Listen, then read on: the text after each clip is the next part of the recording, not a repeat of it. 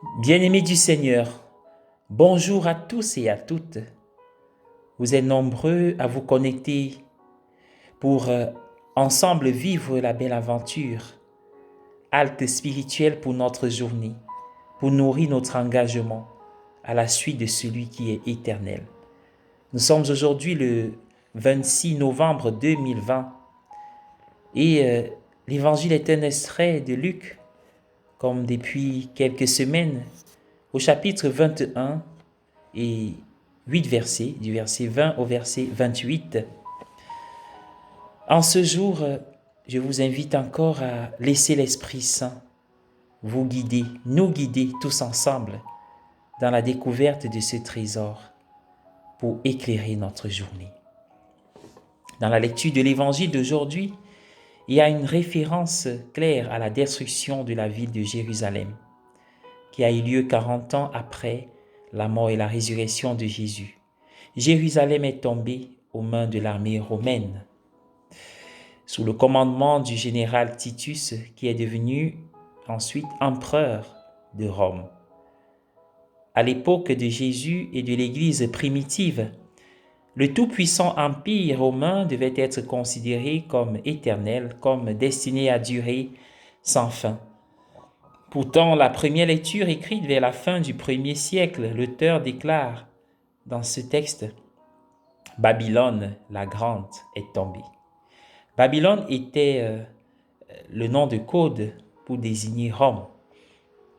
L'auteur reconnaît que même le grand et invincible empire romain ne durera pas éternellement. Et il déclare que c'est Dieu et son Fils qui dureront éternellement. Il est écrit: « Victoire, gloire et puissance à notre Dieu. » Là, il est question de Dieu. Et dans l'Évangile, Jésus parle de lui-même comme le Fils de l'homme qui viendra avec puissance et gloire. Là, il parle de lui, le Fils. Rien ne dure éternellement, pas même les grands et puissants empires du monde. Seul Dieu et son Fils durent. Ils sont le début et la fin, hier, aujourd'hui et demain. La relation de Dieu avec nous perdure. L'amour de Jésus pour nous dure pour toujours et chaque jour. Il nous dit ce qui est dit à la fin de la première lecture d'aujourd'hui. Heureux ceux qui sont invités aux noces de l'agneau. Le Seigneur nous appelle à sa fête dans le futur royaume des cieux, mais aussi dans l'ici-bas et maintenant de l'Eucharistie. Vous reconnaîtrez cette béatitude pendant la messe.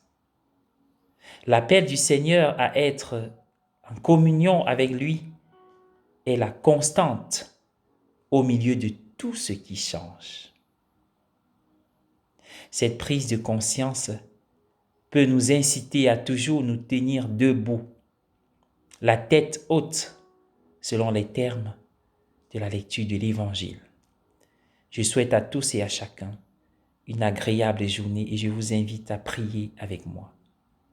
Au nom du Père et du Fils et du Saint-Esprit. Amen. Seigneur, que ton règne vienne et que ta volonté soit faite. Te disons-nous chaque jour. Ton glorieux royaume dans ma vie, je veux qu'il soit établi ici et maintenant,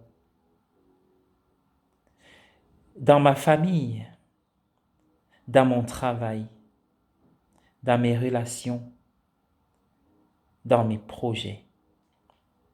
Viens et installe ton règne dans ma vie. Et comme ton royaume est établi dans ma vie, aide-moi à être préparé pour ton retour glorieux et total à la fin des temps. Soutiens mes démarches, soutiens ceux qui te cherchent. Jésus, j'ai confiance en toi. Amen. Au nom du Père et du Fils et du Saint-Esprit. Amen.